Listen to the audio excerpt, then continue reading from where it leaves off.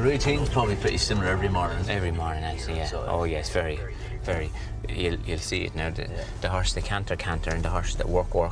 So you'll see it exactly now. So they're just after doing their walk in the barn, and then they'll do their trot. You saw them doing their trot, and then when that's done, they'll head out to the gallop and they'll do a canter the first time, and then they'll come back down, and it might be the same type of canter, or it might be a bit stronger the second time. You know. They normally do 2 canters then? Always 2 canters.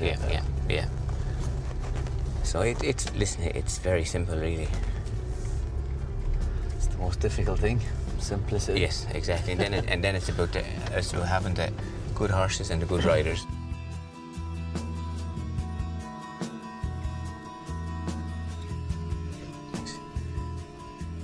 Probably best you watch.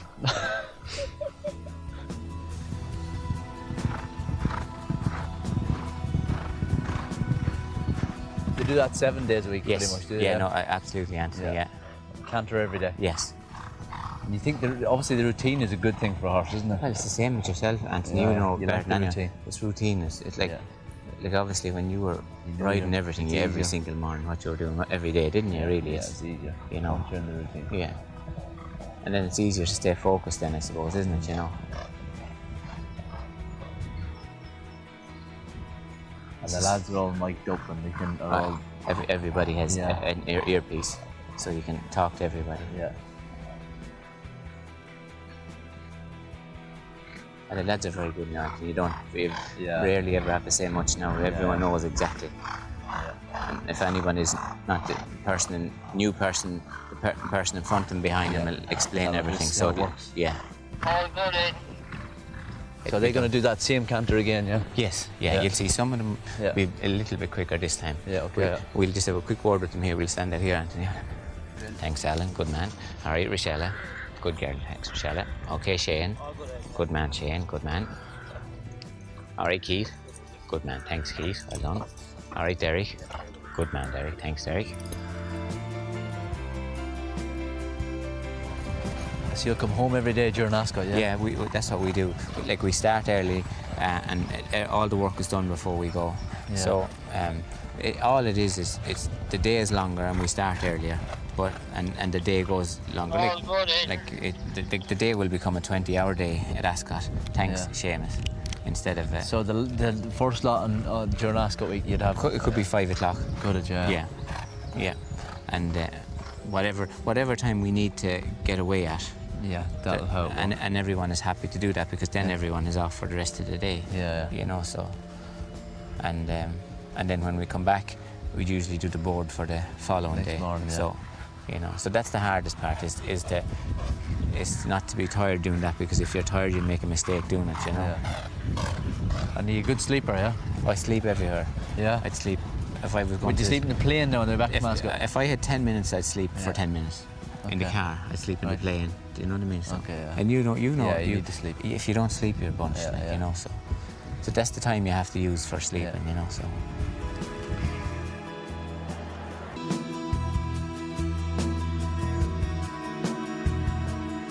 How did you end up here? I suppose, listen, ended up because Paul You were training lots of winners? Yeah, we were training a lot of winners on the hill, and Paul Shanahan came to meet us one day, obviously from the boss, from John, and asked us would we be interested in coming and leasing the place or training horses in the place for 2 years, and that's how it all happened, really. You know? So it was unbelievable, really. Charlie was riding over jumps for us, and Christy was riding all the flat horses. So listen, there were 2 unbelievably experienced men at the time as well, you know. How long were you in gym, Ed? Oh, about 3.5 years, I'd say. When did you start there? I think you were. I went on my summer holidays in 1989. It was the first time I was there. And was I there that time? I think you were. Yeah, I think I was there. Yeah. And then I was gone shortly after that. Corky was saying yesterday to you that he never worked out his notice. No, I didn't, because Damshire. Yeah, I got a fall. Off Damshire, yeah. And then I broke my shoulder, and I went down and worked with Anne-Marie. Yeah. And I never went back. Oh yeah, we had all the discussions last night about yesterday in the house about. I was asking Jim what was, but I was telling him I was coming down. He says, "Oh, ask him about how he met Anne-Marie." I went, "What?" He said, he told me he met her at the start of a race. I met her at the start of a race in Galway. Yeah. That was it. At the castle. Oh, yeah, that's right. That's right. Danny reckoned you weren't concentrating enough in your job.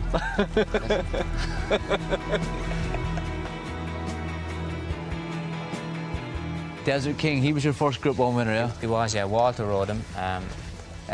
Christy always loved him as a 2-year-old. He just got up on the line to win the national stakes, and then he won the Irish Guineas, and then we didn't have a horse for the Irish Derby, and Christy thought he was the horse, so that's how that happened, you know. And were you training here and in the hill at that point?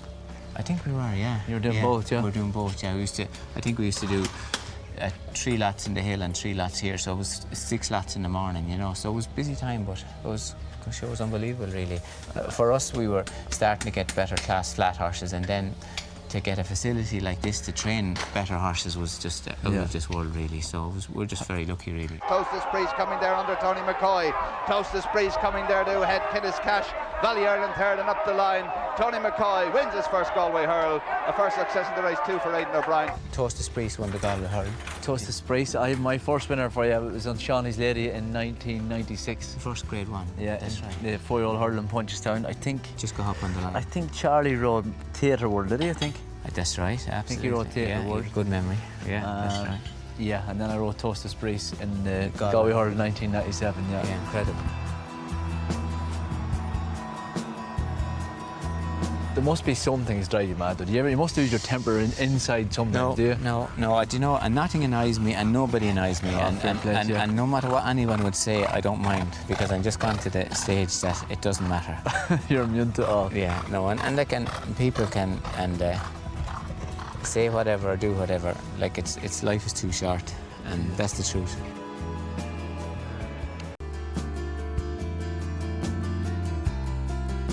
...2003 wasn't too bad. Oh yeah, Hawkwing won a Lockinge. Yeah, that was okay. 2004 was an absolute disaster. I'm surprised he was allowed to stay.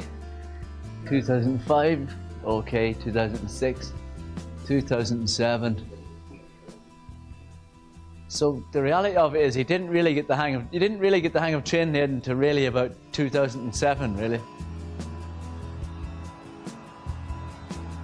Looking at that plaque in the wall of 2017, you'll be hoping that the ones in this year's bunch are as good as...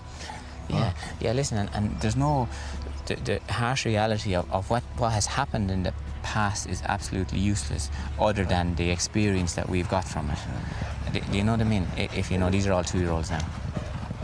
Trying to do what you did last year is it's gone, it's over. It's over.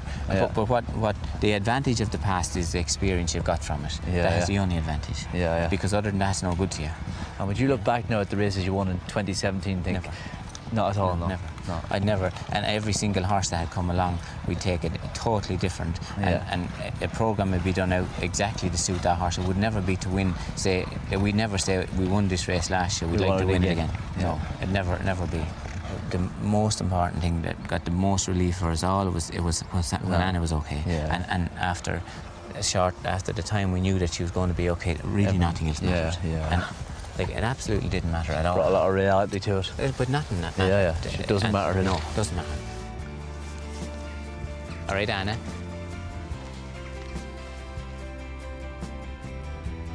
The car doesn't bother them at all.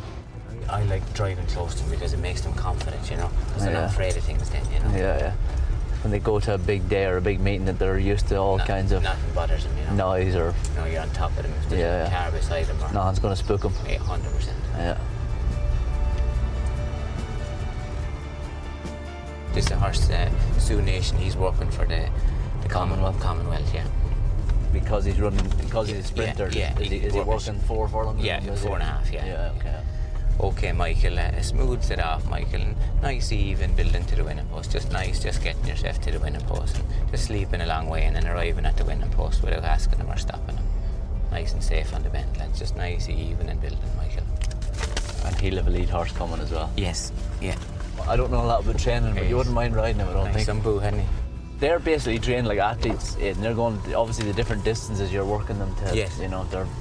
It's the very same. I would imagine as a distance runner, like whether you're a sprinter or whether you're 1,000 metres, 800 metres, 200 metres. You know what I mean? They're all on different programs. Yeah. But with So Nation now, is it as much pedigree that you're thinking he's a Commonwealth Cup horse? You know, or he's fast. He's fast. Yeah, and he's very fast pedigree. Like he's by Scat Daddy, and he's out a very quick mare.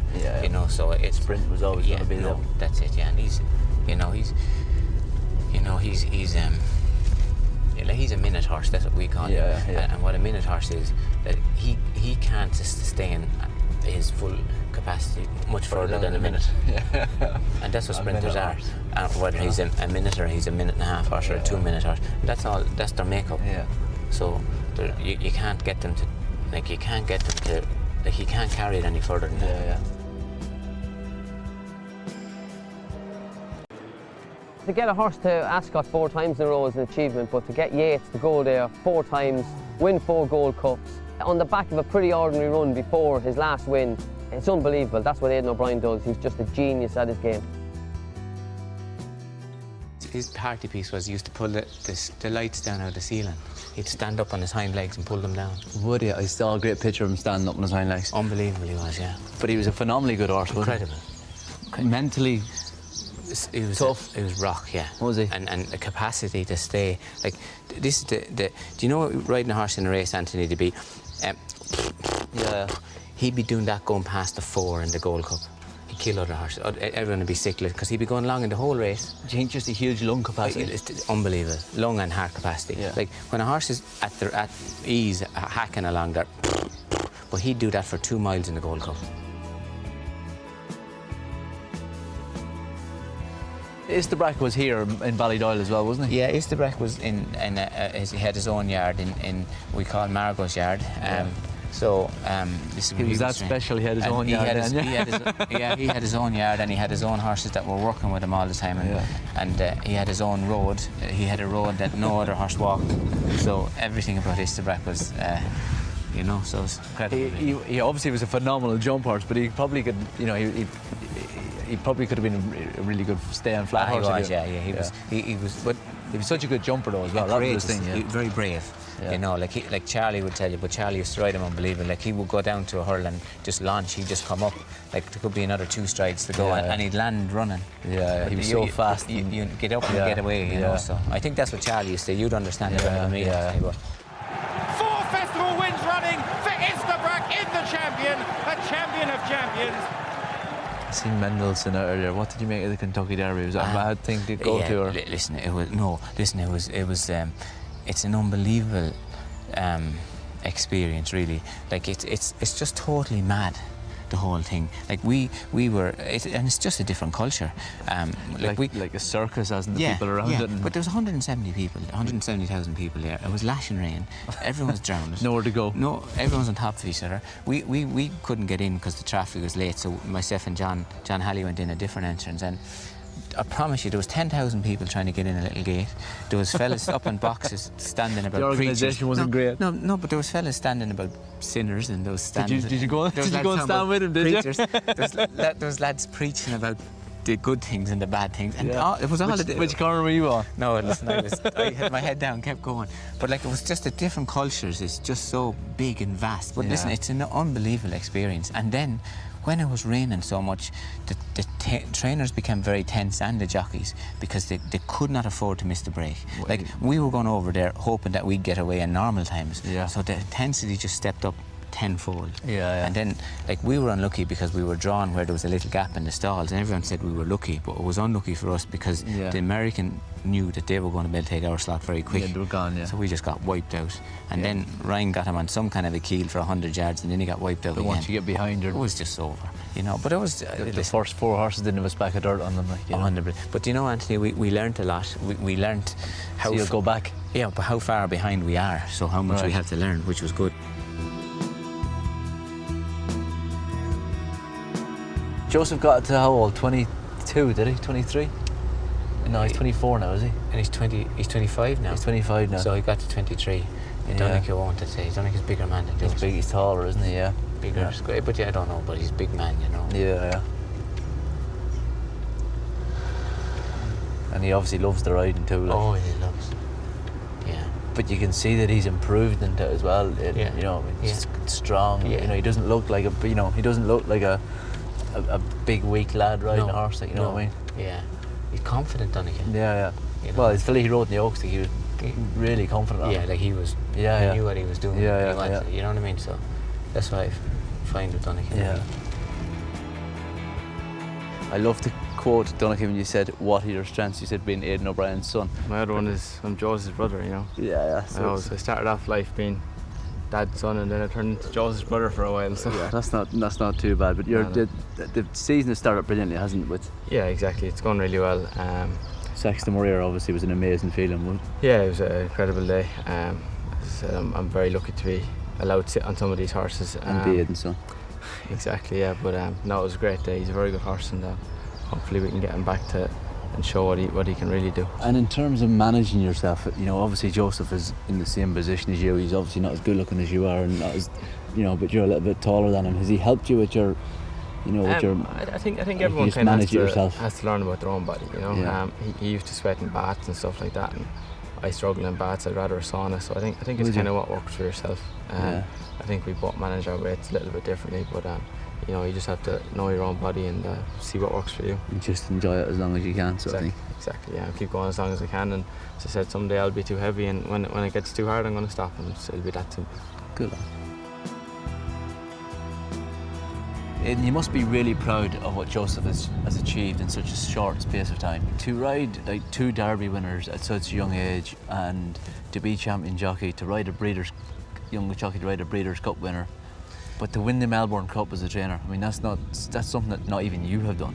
No, listen, it was incredible. Yeah, no, absolutely. Listen, it was something that we'll never ever forget. It happened. It's hard to believe it happened. And obviously, it was with a 3-year-old that was after having a busy year. So that's what for me. That was the very unbelievable, amazing thing about it. Like, we've brought horses down there before, but it's very difficult. Are you worried you might have taught him too well? I know. Is he competition? You No, think? looking forward to it. Listen, we're ready to hand it over whenever Well. he's ready. So no, listen, it's great. Like, we love the competition, and like, obviously, like when we go to the track, there's no corner given, and that's the way it has to be. So do you think deep down his plan is to end up back here at Ballydoyle and ship you back to the hill train and jump? Well, listen, I'm very happy to go wherever they put me. So as long as they're happy to keep me alive, I don't mind. Oh, that's good.